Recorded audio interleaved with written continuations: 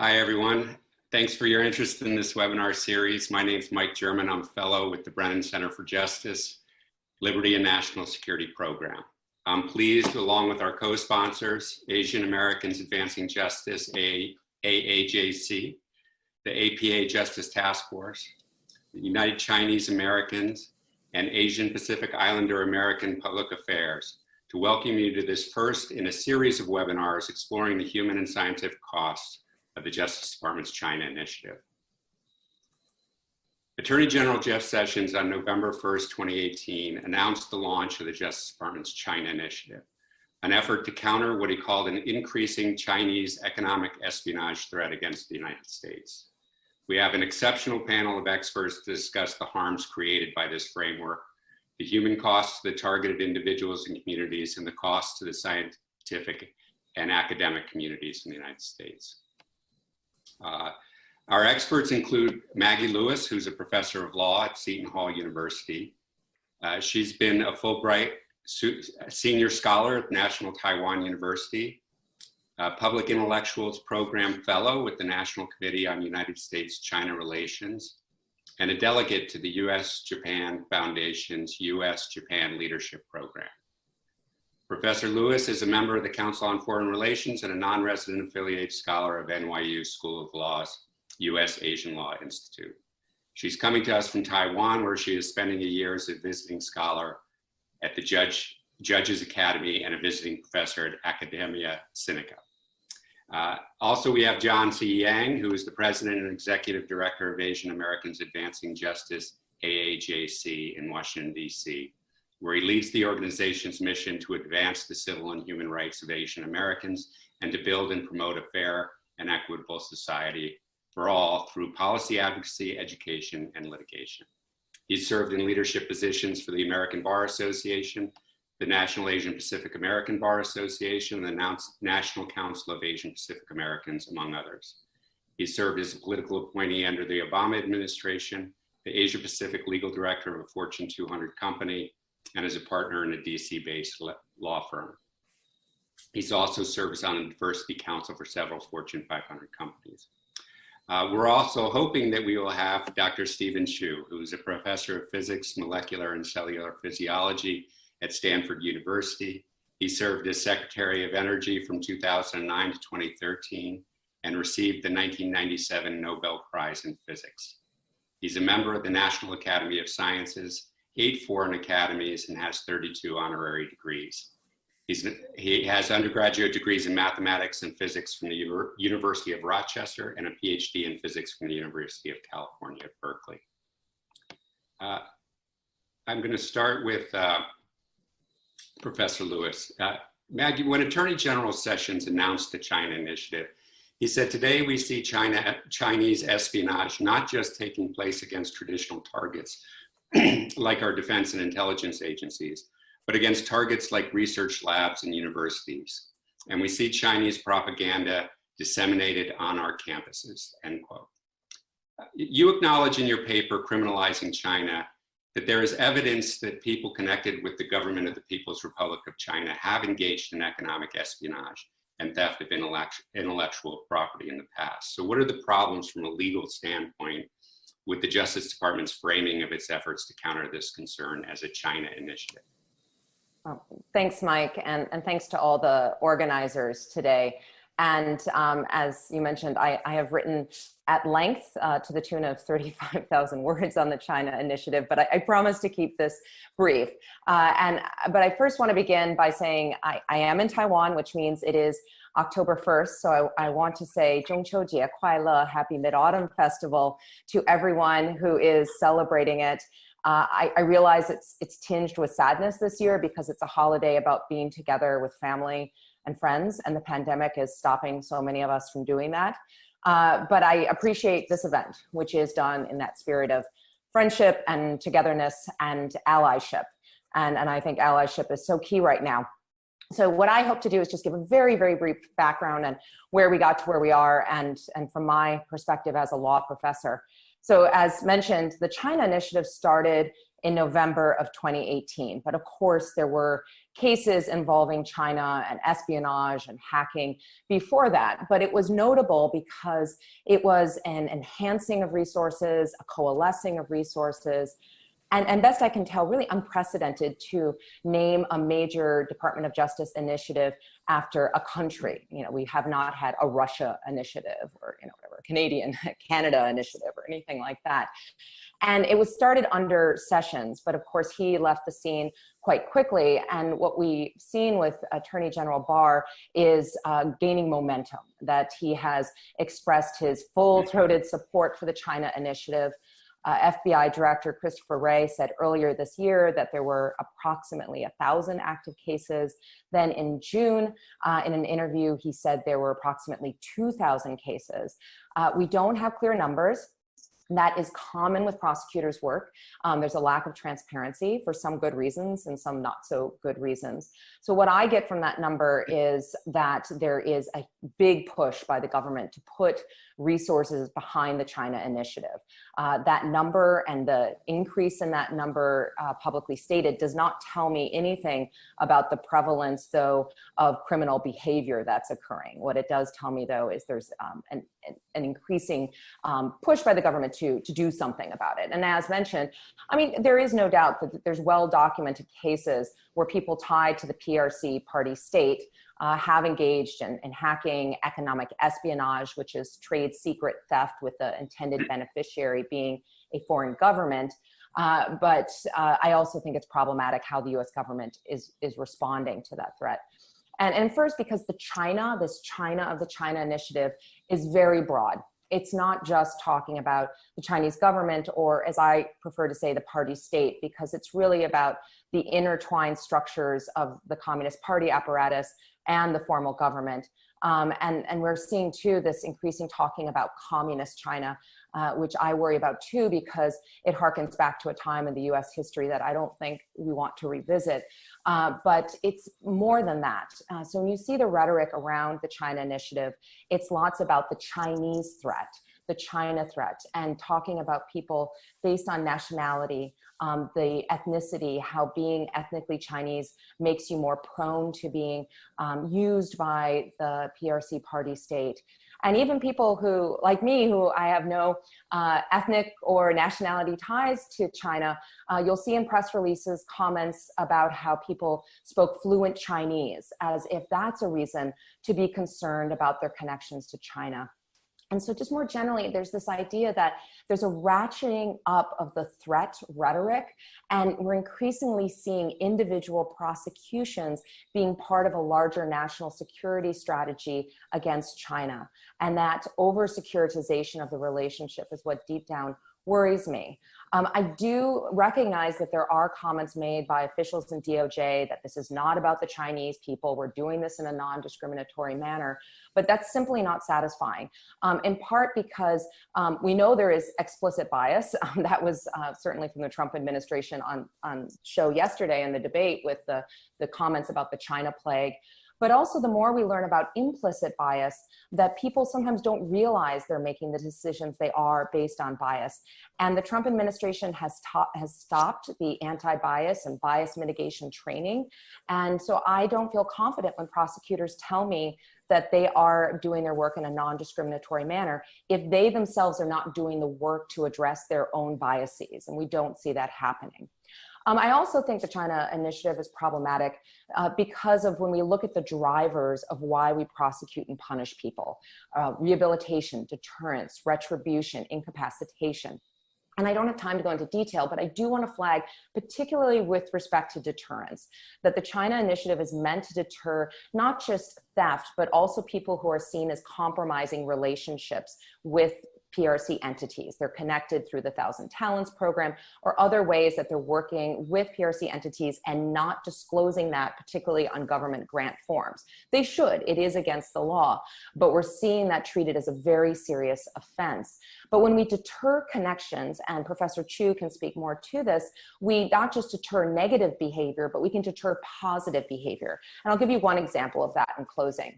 So Attorney General Barr has stressed about the need for the United States to lead in artificial intelligence, that the next few years in particular are key for the US to cement a position of working on AI in competition with China.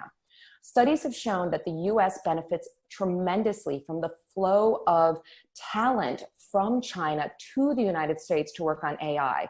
So if we cut off, if we decouple, if we make barriers and make people afraid of working in the US because of potential criminal prosecutions, we also hurt the US economy. And we need to be aware that over-deterrence has costs. Well, I'm saying that criminal law has a place in protecting intellectual property. It has a place in protecting the US's national interests, but it needs to be used very thoughtfully and should be constrained. And in the process, we really need to think about how are we, and I say this as an American, creating an environment that welcomes the best and brightest minds, I mean, regardless of the characteristics of the bodies in which those minds are held. And so with that, I'll pass it back to you, Mike. Sure. Thank you. That's really helpful. And to reiterate your point about the metrics that they're using, you know, when the Justice Department or the FBI say they have 2,000 cases, the FBI guidelines were changed in a way that they don't need predicating evidence to justify an investigation. So they could open 10,000 investigations. It's kind of meaningless. And as you said, what it seems to suggest is the effort to target these groups rather than necessarily the amount of criminal activity that's going on. John, if I can turn to you, obviously Asian American discrimination is not new in the United States. This has been a problem that organizations like yours have been working on, you know, some going back decades. What do you see that's, well, how does that history inform your concerns about the China Initiative? And what do you see different about the China Initiative that highlights those concerns? Thanks, Mike, and thank you very much to Maggie for providing that backdrop about what the China Initiative is. And certainly we'll talk more about what it is, what it's not, and what the effect is on the community.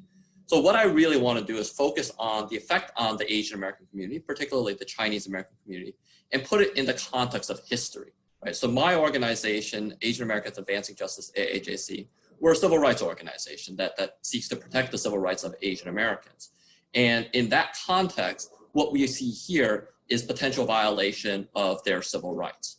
So when I talk about this, I put it in the context of the fact that this goes to the core of a problem that faces Asian Americans as a whole, which is this notion of a perpetual foreigner. Not only that, this particular situation plays upon two stereotypes, opposing stereotypes related to Asian Americans. One is of the model minority that is somehow shows that this community of color is succeeding and therefore somehow other communities of color just have themselves to blame, somehow using us as a wedge in this racist structure that we have. So on one hand, we're being used as a model minority with respect to STEM research. On the other hand, we're being used as the yellow peril. Right? This notion that somehow we are a national security threat. We as a class of people are a national security threat. Unfortunately, this is not something that is new to the Asian American community. And we could trace this back throughout history. And I think that history is important in how it informs how we're looking at this situation today. And in particular, how Asian Americans are looking at this situation. So if we go back in history, even to the 1800s, we have the Chinese Exclusion Act. This act in 1882 came after Chinese Americans helped build the Transcontinental Railroad. Not only that, they had some of the most dangerous jobs tunneling through the Rocky Mountains to connect in Utah. But after that, it was seen that somehow Asian Americans, Chinese Americans were disease infected, were plague infected. Does that sound familiar to anyone? And that somehow we need to be controlled. And that was a cause of this Chinese Exclusion Act. Fast forward a little bit in history, only about 60 years or so, and we get to World War II, and we have the Japanese American incarceration during World War II on this premise that somehow all Japanese Americans, and I emphasize Americans here, even if they were born in this country, are somehow threats to national security, and that they deserve to be incarcerated in relocation camps here in the United States. Fast forward again, another 60 years, and we have 9/11. Obviously, 9/11 was a tragedy, But then what we saw in the aftermath of that was the targeting of the Arab, Middle Eastern, Muslim, and South Asian American communities here in the United States. And this notion, again, that literally led to deaths of people, murders of people, on this notion that somehow this class of people, what we typically call the Amemza community, are somehow more prone to terrorism or part of a terrorist community.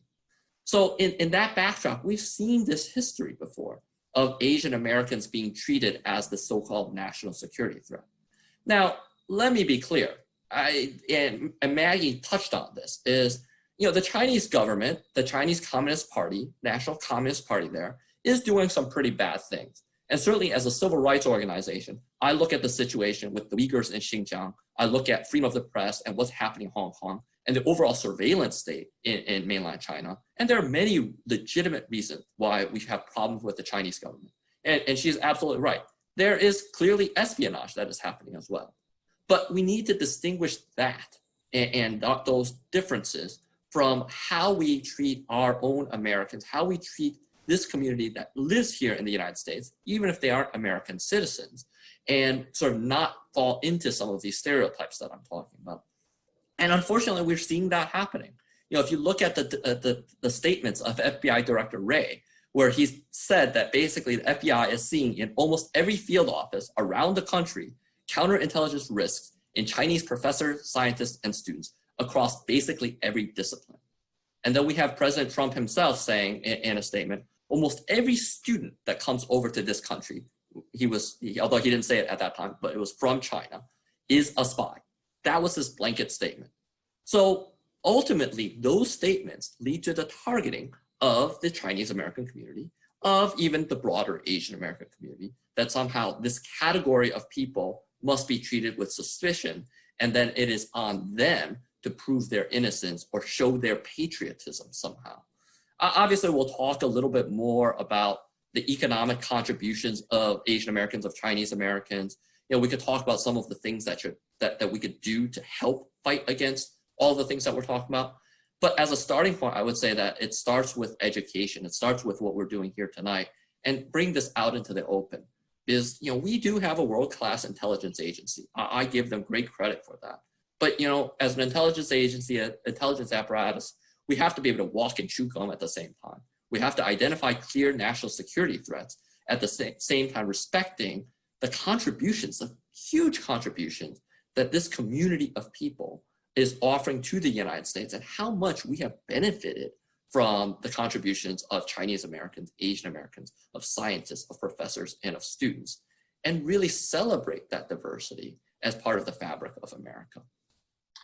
Great, I appreciate that. And having come from the FBI, the intelligence community, I appreciate what you're saying about the intelligence. And obviously there are a lot of very smart people working on these issues who have a lot of experience, but particularly when there are these national initiatives, you mentioned the post 9/11 environment, often there so much information is coming over the transom that people take shortcuts. And we saw in the Muslim American context, these sort of shortcuts where FBI materials would say somebody praying more often, a Muslim person praying more often is more at risk of becoming a terrorist. Somebody who adopts Muslim dress would be more dangerous than somebody who didn't, and somebody who grows a beard. Those kinds of simplistic profiling measures were in place. And I think that, and Maggie may correct me if you think I'm wrong, but that's part of the problem here too, is that we lose nuance when we use these blunt terms, and differences between somebody working as a spy for the Chinese government versus somebody who is working for a Chinese company versus somebody who is working for a company based in Taiwan or going to a university based in Taiwan. Can you explain how those distinctions are lost in this type of framing? Yeah, and I, as I said, I teach U.S. criminal law and criminal procedure, so I see ties here to this sort of risk assessment model that has been very prevalent domestically, and we see this in bail reform, trying to figure out, can we get that perfect algorithm that's going to use an actuarial type model to point out who is the risky bet that needs to be controlled. But any time that you're using that sort of algorithmic, we're going to put in certain characteristics to estimate risk, you do take away that individuation, which takes more time, it does take more resources, but it lumps people together based on characteristics. And that's going to be too blunt, and it's going to take those shortcuts, which end up in discriminatory practices, because that's really what it's based on. And I think that there hasn't been an honest grappling with that with the Department of Justice, because I'm not saying this is easy.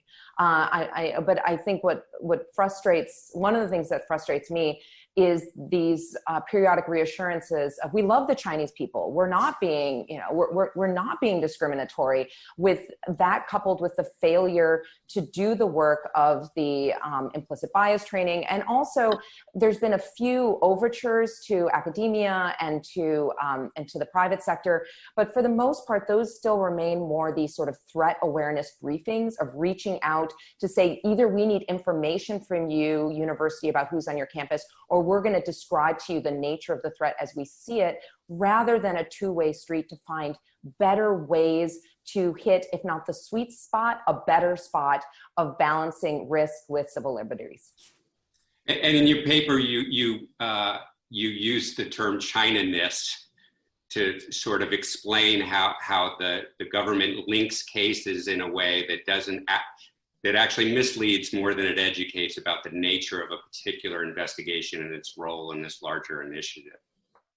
Yeah, and I chose China-ness, which is a made-up term, because when you say Chinese, when you say that in the language Chinese, you can differentiate much clearer. Are you speaking about someone's nationality, someone's ethnicity? Are you saying Huaran? Or are you saying, Zhonghua Minguo, or whatever it might be? And I think that when we use Chinese in English, it tends to sort of wops together people based on nationality, ethnicity, national heritage, even if they aren't Han Chinese. And certainly I feel that in Taiwan, and a famous case that was before the China Initiative was Wen Ho Lee, and who spent a year or a long time in solitary confinement based on concerns that he was a spy. And there was certainly, he was in a position of being in contact with secrets that should have been protected and with people from China, but his treatment was completely beyond the pale. And it turns out he's not only Taiwanese, but his family was Benshengren. They were here before the KMT came over, after the PRC, before the PRC was founded. So he had no ties to the PRC, as China is the threat.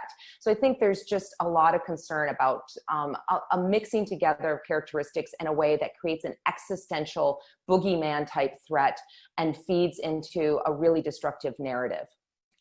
Right.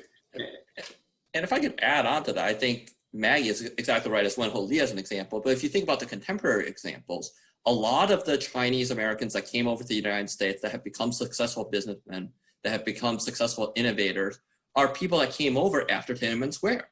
And so they do not have any interest in the PRC, right? And they came to the United States for a reason. They came to the United States because of the freedoms that the United States offered, because of the innovative spirit the United States offered. And so now to turn that around and suggest that because they were born in mainland China, and that therefore, and they still have some family in mainland China in many of those cases, that they somehow are beholden to that government, it really doesn't pass that test if you start to really try to tap into that. Because then if that's the case, then a lot of the innovations, a lot of the successful companies that the United States have, including Zoom, this platform that we're on, were founded by people that immigrated to the United States and developed these very successful businesses. That really, to suggest that they have these ties, you really have to stretch the truth quite a bit. Right, and I think an important point too is that I've been talking about the China Initiative as the Justice Department's announced program, but this is actually larger than just DOJ. It includes other agencies as well. And you mentioned with the technology and the WeChat, how else is this being having an effect on the community beyond just the criminal prosecutions? Well, there's a chilling effect overall on the community, because when you look at the entire totality of what is happening, obviously there's this China initiative and these investigations and sort of what that's doing to the university system, what's that's doing to research, right? It used to be that collaboration was what was incentivized in the university system, that you were told to go to different countries and share your research and understand how other countries are looking at similar problems, because that's how that flourishes. That's how that innovation flourishes. Now it's as if we flipped a switch and said, no, all of that is bad and we shouldn't be doing that. So there's that aspect of it, but there's a real human aspect. You know, when the consulate closed in Houston, the number of people in Houston that were Chinese American that were scared about what was happening, that were hearing rumors about being contacted by the FBI, really had a significant effect. And what that trickles down to is, you know, so I spent some time in China. I have many friends that were from there. Literally one family told me, we were thinking about emigrating to the United States. We decided to go to Australia because the environment in the United States isn't what we thought it would be. And to me, that's a loss for the United States, because this is a family that would have contributed, you know, in any sort of ways to this country. You know, we should be trying to foster that sort of cooperation. And so that's the intangible loss, not to mention sort of the tangible economic loss, the tangible research loss. It's just we're losing the fabric of who we are as a country. And obviously in the criminal law, as Maggie mentioned, that, you know, part of the role is deterrence. And I know some in the Justice Department have argued that, well, you know, part of having this strategy and announcing this strategy is to create that deterrence. So, you know, what's the problem if what we're telling people is don't engage in economic espionage and you won't have a problem? But that's not really what we're seeing when we actually look at these cases. And I don't know. I mean, I would just give this, I would love to hear what Professor Chu has to say on that point, because I study criminal justice and human rights. The PRC party state has no interest in trying to co-opt me to learn more right now about repression of Uyghurs. Right. So let me ask before I comment, Michael, what in terms of, you know, from your perspective and connections with the intelligence community, when you say that, I mean, there are without a doubt cases of, well, let me start again. There's military spying, there's industrial spying, then there would be what I would call as academic spying, especially in areas related to things that could be commercialized, and academic spying in areas that could be commercialized. And then the question is, how widespread are these things? Now, for many reasons, everybody accepts spy versus spy military spying. Right. And what has happened in the industrial spying case is there are very deep industrial spying going on of China with the rest of the world. For sure, it's not exclusive to China, Israel, Russia, and so it goes. And then there's the academic spying, and the academic spying comes in two flavors. It comes in where there would be PLA members who really are there for some spying. And then there's a vast number of graduate students and postdocs who don't have the connections, and occasionally I hear stories about pressure on the families of those people to actually tell about what's happening in American universities. So, and I don't know how widespread that is, but from my perspective as a faculty member who does research, and all faculty members who do research, it is very important for us, before we are ready to make public what we're doing, not to have that information disseminated elsewhere, because that would mean that if people or groups or country-supported groups that have much more resources can be brought to bear on that, one gets scooped. And then the professors, let's say in the United States or anywhere in the world, are nervous about that, because if you take an idea, your idea, but it is scooped because of unethical behavior, that would be very, very bad. And so it's in the interest of all professors in the United States to make sure that information is not leaking out. And if information does begin to leak out, it sometimes can be seen because all of a sudden you realize that an idea that there's certainly co-invention, and we recognize that. But sometimes it would be too much of a coincidence if there's repeated co-invention, especially with particular groups. Right. And so I think one of the things that may not be as deeply understood in the intelligence community, or in Congress, is how much is in everybody's best interest, if you're an academic in the U.S. doing research, not to have academic spies. Right. Okay. But let me. And there have been instances of bad behavior, which I regard as more personal ambition, trying to get ahead more quickly type of behavior, that I don't think is at all associated with anything happening on a national scale, because I see that among especially younger generation scientists. There's a small fraction who want to get ahead in unscrupulous ways. Okay, and it seems to be rising. Quite frankly, older generations don't have it. And so I had an instance where of a European potential postdoc. I told him what we were doing, who's applying for fellowships. All of a sudden, some PowerPoint unpublished stuff that I gave him to explain what I'm doing appears in a proposal that he kind of pretended was his. But he was applying for a very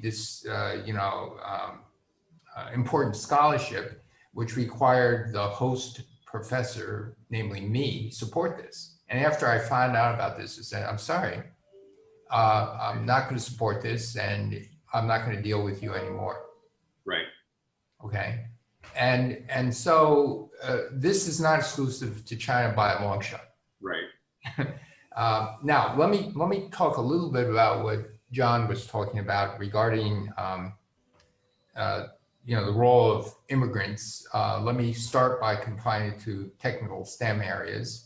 And I would, about 30 or 40% of, you'll use as a crude mix, the fraction of Nobel laureates are deemed American. How many of them were born outside of America? And it's roughly 30 to 40%. But if you look at, I was born in the United States. If you look at that, it's the majority of American Nobel laureates were not American. Right. Many brilliant faculty members came to the United States to go to graduate school and postdocs. They stayed. They've become naturalized. Virtually all of them that I know of have become naturalized citizens, raising their families. And their families, these are younger people, and from their grade school to adults, very thoroughly American in terms of all their habits and expectations and all sorts of things which are very, very different than China currently is. I mean, Maggie talked about surveillance, the fact that Google search engine is not allowed in China. Without Google search engine, my research productivity would be cut in half. All these things are going on, and among the Chinese immigrant graduate students and postdocs, they see what's going on in the last 5 years, 8 years, 6 years in China, and they're saying, "Hey, I don't want this," right? And so they are also simultaneously being driven away by the actions of the U.S. government and the innuendos of the U.S. government. I have a Stanford graduate student. She was a Stanford grad, not mine. Went to Berkeley as a postdoc, now in my group as a graduate student. She getting American offers from American universities as assistant professor. Doesn't, say, no, I don't want to be here anymore. I don't feel like it's a welcoming country. I'm going back to China. That's one thing, but there is this tremendous pressure of feeling America is no longer welcoming for Chinese. There is no distinction between Taiwanese and Chinese, which I find amazing, given what's going on in Taiwan and China. I have 2 Taiwan students who are on one hand, they don't like China, where China's going today, and feel the threats of China to Taiwan, but it's all being wrapped in the same thing. But again, I go back to this. If you look at the vast majority of Chinese who came here, graduate school as postdocs, they have actually stayed here. Some of them have started going back in the last 10 years because of increased opportunity, or 15 years maybe, okay? But that is they're questioning that because of what China is doing to themselves. But the United States is not helping the situation at all. And this is not only true of academics, but I know of people who go into industry, the high-tech industries that the United States is very worried about, from machine learning, artificial intelligence, batteries, integrated circuitry innovations, all material science innovations, all of those things, okay? A large fraction of the stuff being created in American universities and in industry are actually coming from Chinese immigrants who have become citizens here. And so it's not like we're shooting ourselves in the foot. I think we're shooting ourselves pretty close to some important regions in the head. Right. and that's very scary. And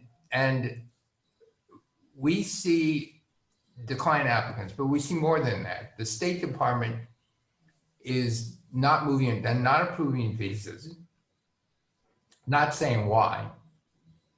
It almost looks like, and I only looked at 2 schools, Stanford and Berkeley, and a certain fraction of the engineering students, PhDs who have been accepted at Stanford, accepted at Berkeley. These are creme de la creme engineering schools.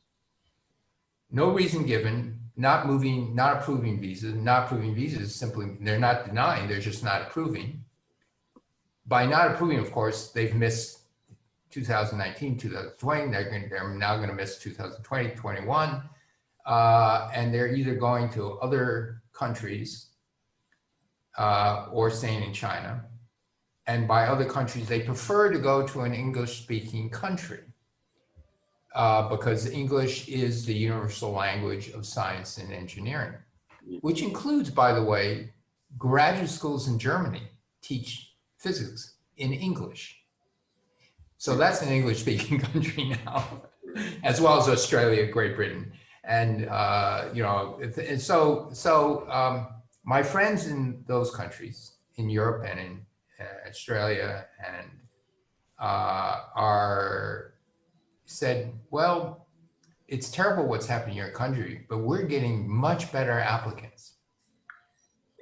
And that's really part of this is what we're losing, right? There are institutions in the US government that are there to protect academic inquiry and scientific inquiry. How are those institutions working as a bulwark against an overreach by the Justice Department? That's a good question, because the overreach is not just the Justice Department. There's tremendous pressure on the science funding agencies. And some agencies react in different ways. I think, for example, the National Science Foundation pushed back. They sanctioned a RAND report to say, what's the sensible thing to do? Some of these threats are real. What should we really be doing? I thought, gave a very balanced view of what we should do. Others completely folded, as in really completely folded. The NIH is nearly completely folded. the National Institutes of Health. For example, there's an American institution called Eco Health Alliance that was collaborating with the Wuhan Institute for Virology on COVID-19. And so Trump heard about it. We'll see about that. 3 days later, the grant was canceled, even it had just been renewed, very high reviews, okay? Then at first, the direction was the United States, well, just stop your collaboration with the Wuhan Institute of Virology, and no more exchange of money and things. And then we'll keep the grant. And then the next day they said, no, I'm sorry, we can't do that. We've been instructed to cancel your grant completely. Okay, then that goes a few more weeks, months continue, and they finally go back to the director of this institute, it's based in New York, saying, we might let you, let you continue the grant, but you have to hand over all correspondence and all records of any dealings with China. Mm. Okay. Big fishing expedition. Right. And the reason the grant was canceled was because, they were looking at trying to figure out how this COVID-19 virus got started, what was its origin, believed to be bats in southwestern China. And they said, well, the National Institutes of Health don't think that this research is relevant. Mm. This is how crazy some of the excuses are. Right. A lot of I'm half in the medical school in Stanford, half in physics. And we have a bunch of Nobel laureates in medical related areas at Stanford. But I don't have any relationships with research labs in China where there's satellites and things like that. But 3 Caucasian Nobel laureates did, but tremendous pressure to shut it down. Mm. Okay. And so, again, this is the backdrop, because they think once you have a research collaboration in China, there's a conduit of information. That is correct. Right. But it is also correct, I'll go back to the initial thing I said, no professor, including Nobel laureates, want stuff leaking out before they're ready to publish. Right. Okay. And if they felt that this was leaking out in a way that not with their collaborators, there is an implicit, strong agreement of trust. Right. And once that trust breaks down, and I've had it happen to me once or twice, like this potential sponsor, he said, sorry, I'm not talking to you anymore. Right. Okay. And so there's very much incentives, self-police incentives, not to let this thing get up. And I don't think that's as well understood.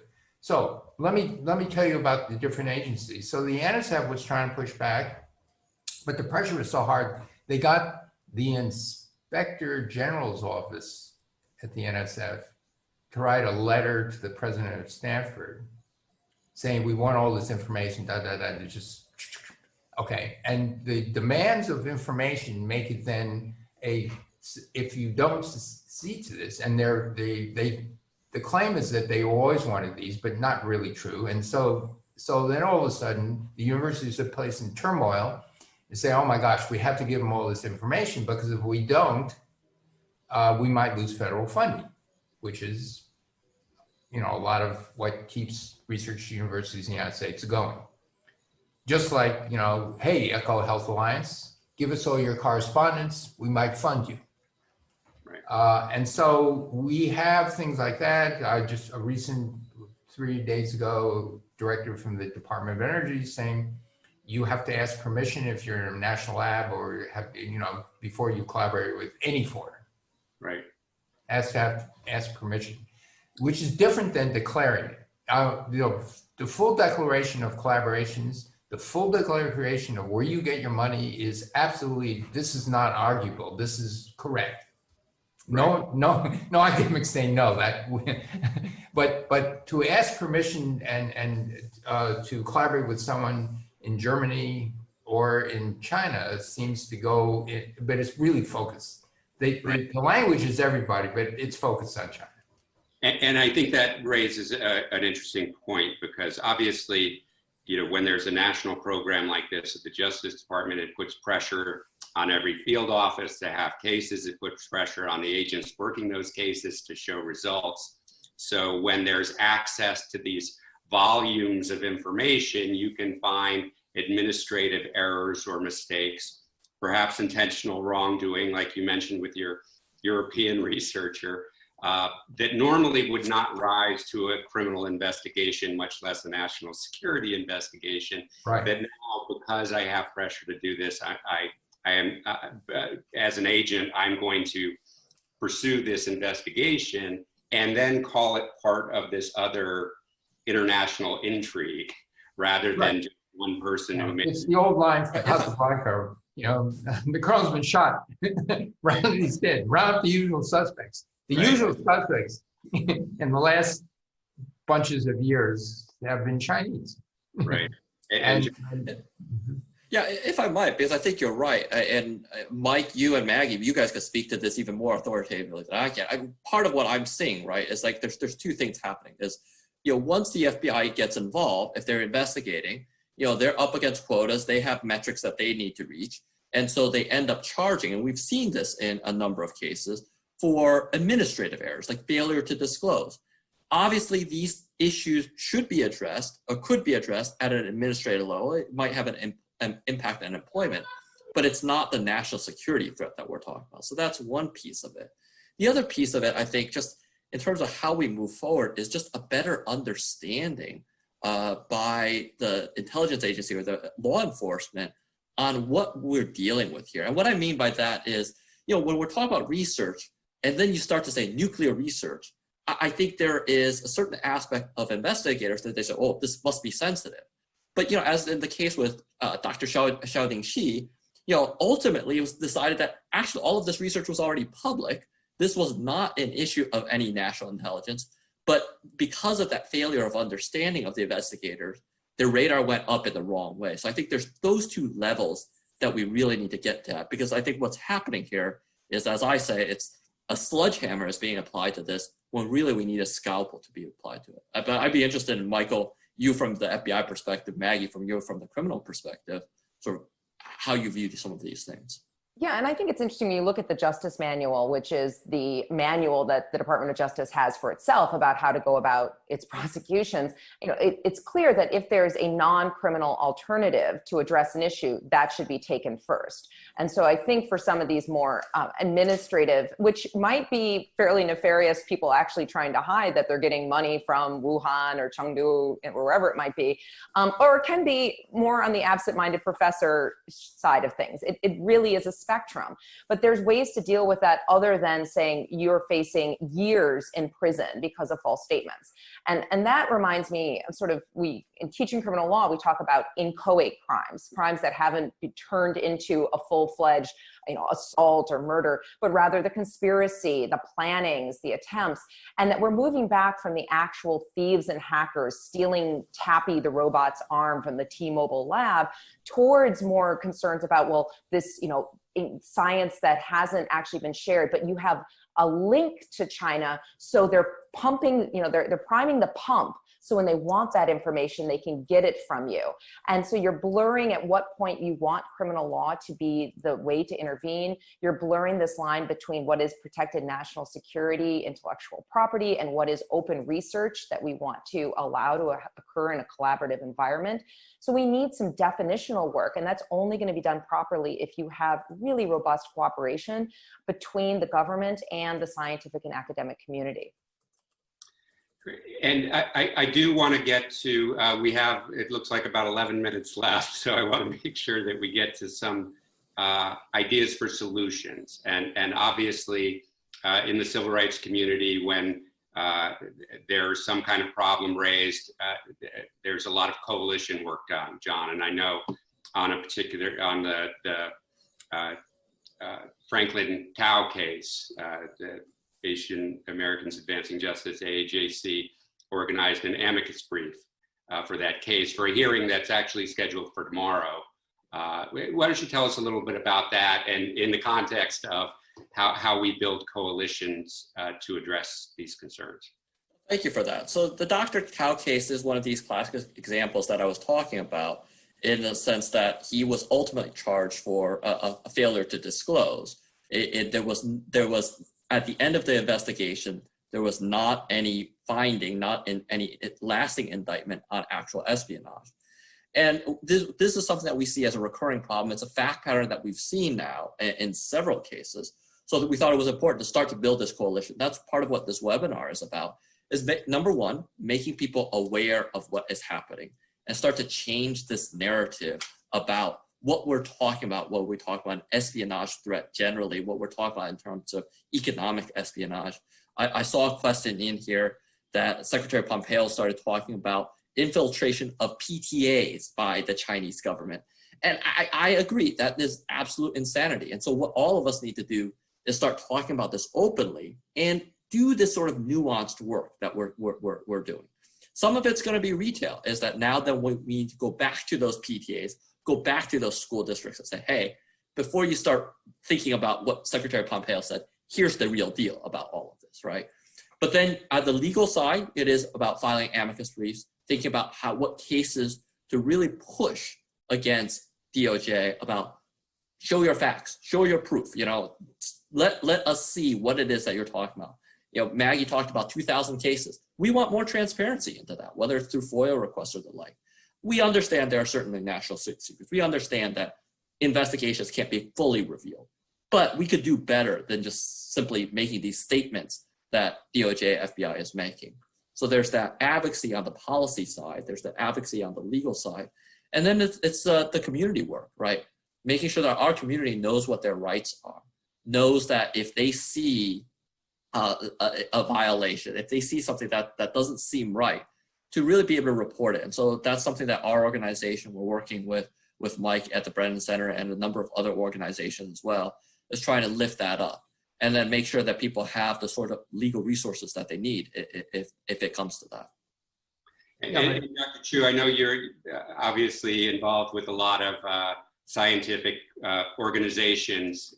What can they do to try to protect both the integrity of the research that academics are doing, but also the free exchange of ideas that's necessary to scientific development? So the first thing one does is, you can agree on what everyone will agree on, right? And there are many things like full disclosures, complete disclosure of financial, intellectual ties, things like that. No one's going to debate, but also as some of the information, some of the stories that get out about harassment at airports for of Chinese looking people and then Chinese people or US citizens or people who have US passports being harassed, detained for several hours, no real explanations. A friend of mine, who is very distinguished professor, is now was sort of helped to go back to China. He got his laptop and cell phone when he was coming back to the United States for a conference or something, confiscated, and where the immigration people said, give us your passwords so we can download the information, you can have it back. And he just said, I could give you my passwords, and they never gave it back. Right. Okay, so the stories of harassment are spreading like wildfire through the Chinese community. And this is something that we are trying to figure out how to calm down. But in answer to your question about what, I'm right now the chair of the AAAS, the American Association of Advancement of Science. I'm on part of a group of physicists who are having dialogue with Chinese physicists and trying to figure out, what can one do to lower the temperature that but also to figure out what both the U.S. and Chinese scientists can do to help at least, if not immediately regain the trust of some of the agencies and some of the people in the U.S. government, but at least to keep it from going downhill very rapidly. And so these are some of the things, but there are these forces, and as I said before, the scientific agencies are under tremendous direct pressure from the executive branch. They are officially the executive branch. Let me just say more explicitly, the White House, to find guilty people, and it is very worrisome. The opportunity cost, the loss of future generations of outstanding people in business and in academia, it's going to be hard to estimate what that loss is going to be. The only way you can estimate is just look backward in time in the last 3 decades and looked at most of the technological things that the U.S. is afraid of losing industrial secrets or technical secrets to China were made by Chinese over the last 3 or 4 decades. And so this is a little scary if you're going to say, do you really want to shut this off? You want to catch the bad apples, but I don't think there are that many.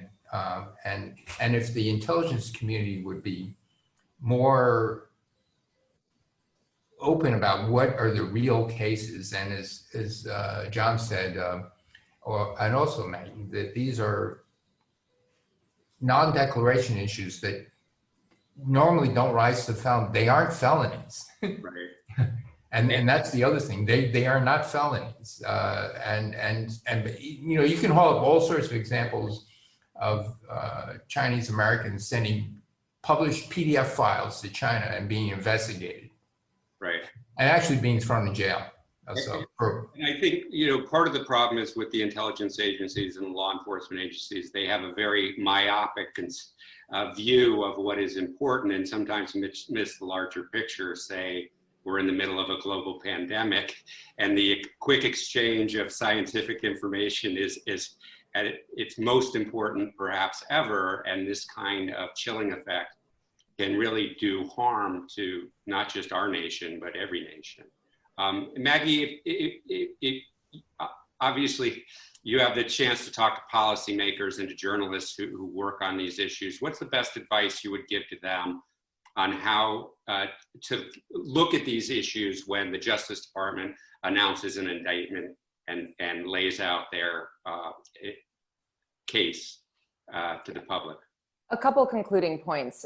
So first, I do want to make sure that we recognize that there are people in the diaspora, people who are PRC citizens who have family back in China who are actually being pressured by the PRC government. That does happen. So we also need to make sure that the United States has pathways for whether it be Uyghurs, other indigenous people, just anyone who has those concerns that they can stay in the US. There are asylum pathways, because that does happen. And I also want to recognize that the way we get the most information about these cases are people like in the Tao case, who is going to trial, but that comes with tremendous costs, because when you go to trial, you face usually much higher penalties than if you plea bargain. But we get less information about a case if it is resolved at the plea stage. And so there are real human costs to challenging the government here. And I want to recognize that this needs to be an individual determination for each defendant.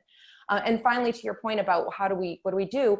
I think we really need to think about language, that we don't just sort of internalize the rhetoric of the Department of Justice and of the Trump administration more generally, that if you're going to have someone like John Demers on the PBS NewsHour, maybe you should have someone else also being interviewed to give a counterpoint to that. And I think there's tremendously hardworking men and women in our government who are trying hard to protect our country, but we can do a better job. I am totally convinced of that. Right. And again, just like with the post 9/11 environment, it isn't as if there isn't a threat, but when you start to look at everyone as suspicious, it actually dulls your sense of who is actually really a threat and what the real threats are. We're about out of time, and I just want to make sure that I thank our partner organizations, Asian Americans Advancing Justice, APA Justice Task Force, the United Chinese Americans, and APAPA, and our great panelists, John Yang, Maggie Lewis, and Dr. Stephen Hsu. Thank you so much. And this is the beginning of a discussion ours as we go on to explain this problem and how we can do a better job of addressing it. So thanks very much to everybody. Thank you very much. Okay. Thank you.